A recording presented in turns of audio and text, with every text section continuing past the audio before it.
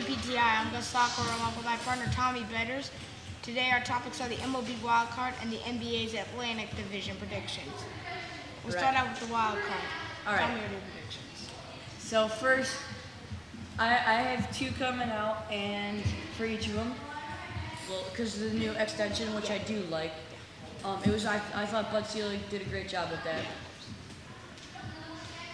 So basically, I have the Reds and the Diamondbacks coming out because I think the Pirates are going to move back into their division lead, be the division leader, and then the Reds are going to be tops in the wild cards with the Diamondbacks. I don't think so.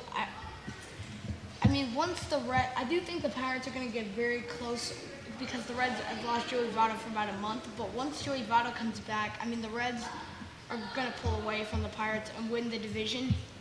I think the Pirates will win the wild card, but I do not think the Diamondbacks are going to win the wild card. I think it's going to be the San Francisco Giants because really, I mean, the Diamondbacks, I mean, they had a great season last year, but I mean, they really haven't been that good this year. I mean, they kind of been just an average team.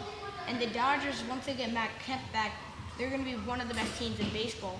And the Giants still have Matt Cain and Madison Bumgarner. So I think it's going to be that for the NL.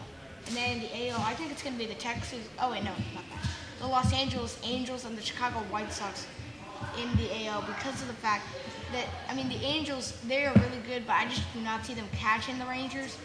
And I see the Athletics really just choking in when it gets to be August and September. And I think that the White Sox, I don't think they're going to win it out in the Central. I think it's going to be the Detroit Tigers. So they have Cabrera and Philly. Yeah, I also am agreeing with the White Sox here because you know what, they're the division leader, but I think Prince Fielder, Miguel Cabrera, and that crew are going to pull it away.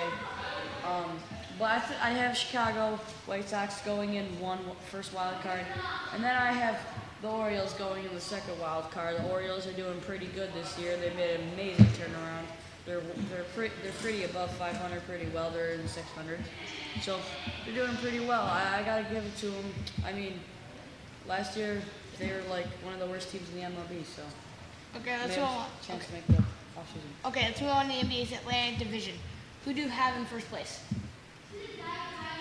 All right. In my opinion, this is the most competitive division in the NBA. Look who we got here. New York Knicks, Carmelo Anthony, Amari Stoudemire, Tyson Chandler, Defensive Player of the Year. We go over to Brooklyn. We got Brooklyn Nets. They just re-signed Deron to a big deal, and then they brought in Joe Johnson and possibly Dwight Howard. Possibly. They're not going to get Dwight Howard. I mean, they can't trade for him. So I do not see the Brooklyn. Oh, and they signed Brook Lopez. Yes, that's true. But I don't think they're going to be that good. So here's my predictions. Okay, I predict Celtics 1. Oh yeah, I'm 76ers not done yet. I'm not done yet. Okay. I'm not done yet.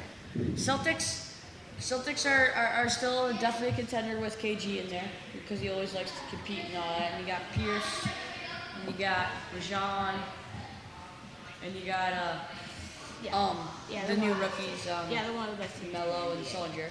And then you go to 76ers. I mean, they made the playoffs last year, made it to the second round, and almost made it to the semifinals.